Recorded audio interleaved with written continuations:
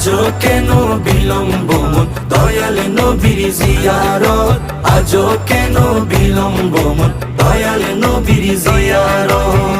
মদিনাটা যে দেখেছে জান্নাতের সাথে পেয়েছে, জান্নাতের সাথে সে পেয়েছে। মদিনাটা যে দেখেছে জান্নাতের সাথে পেয়েছে, জান্নাতের সাথে পেয়েছে। সে পাবে না শেষ বিচারে, সে পাবে না শেষ বিচারে পাপের খেসারত।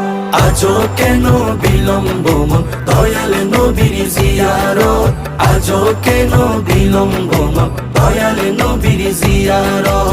গেলে বুঝবি মদিনাটা, গেলে বুঝবি মদিনাটা আসলে জান্নাত। আজও কেন বিলম্ব